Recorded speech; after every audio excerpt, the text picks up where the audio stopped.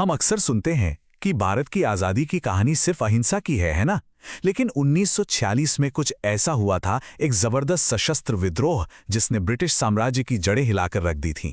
इस एक घटना ने अंग्रेजों को साफ साफ ये दिखा दिया कि जिस इंडियन आर्म्ड फोर्सेस के दम पर वो राज कर रहे थे, अब वो उनके वफादार नहीं रहे।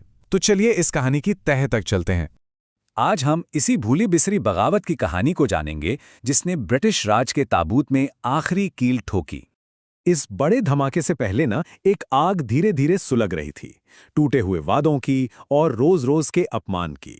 सोचिए, हजारों नौजवान भारतीय, कुछ तो सिर्फ 16 साल के थे, उन्हें एक शानदार भविष्य का सपना दिखाकर रॉयल इंडियन नेवी में भर्ती किया गया था। लेकिन असलियत बिल्कुल अलग थी।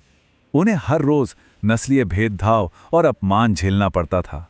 एक ऐसा सिस्टम था जो उन्हें हर पल ये याद दिलाता था कि वो गुलाम हैं। यहां तक कि खाना तक इतना खराब था कि उसे बदबूदार, अधपका और कंकड़ पत्थरों से भरा हुआ बताया गया। ये सिर्फ खाना नहीं था, ये रोज का अपमान था। और इसी समय देश का माहौल भी बिल्कुल बदला हुआ था।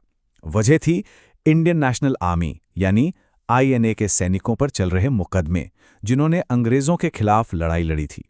नौसेना के जो जवान थे वो INA के सिपाहियों को गद्दार नहीं बल्कि हीरो मानते थे, और उनके इस जज्बे ने, उनकी हिम्मत ने इन नौजवान नाविकों के दिलों में भी आज़ादी की एक आग जला दी थी। अब इस फैले हुए गुस्से को भड़कने के लिए सिर्फ एक चिंगारी की जरूरत थी, और वो चिंगारी आई बॉम्बे के एक कम्युनिकेशन स्कूल HMIS तलवार से। हुआ ये कि खराब खाने के खिलाफ एक छोटा सा विरोध देखते ही देखते एक फुल ब्लोन म्यूटनी में बदल गया, जिसने पूरे साम्राज्य को हिला दिया।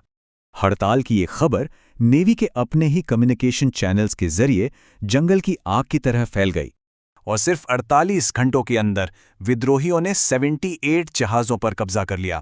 सोचिए, लगभग पूरी की पूरी नेवी की फ्लीट। कराची से लेकर कलकत्ता तक 20 से ज्यादा बड़े बड़े नौसैनिक अड्डे अब हड़ताली नाविकों के कंट्रोल में थे।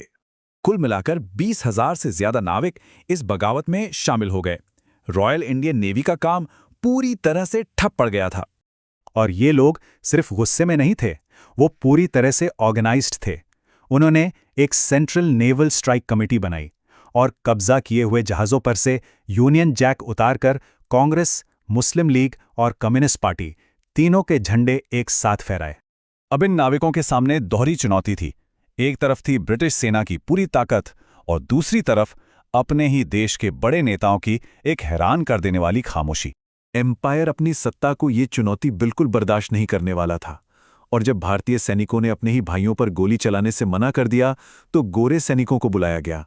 और यहीं पे कहानी का सबसे चौंकाने वाला मोड़ आता है। एक तरफ तो बॉम्बे के आम लोग, स्टूडेंट्स, मजदूर, वो सब इन नाविकों के समर्थन में सड़कों पर उतर आए, लेकिन दूसरी तरफ कांग्रेस के सरदार पटेल और मुस्लिम लीग के जिन्ना जैसे बड़े नेताओं ने नाविकों से सरेंडर करने को कहा। अब चारों तरफ से घिर चुके थे ये नाविक।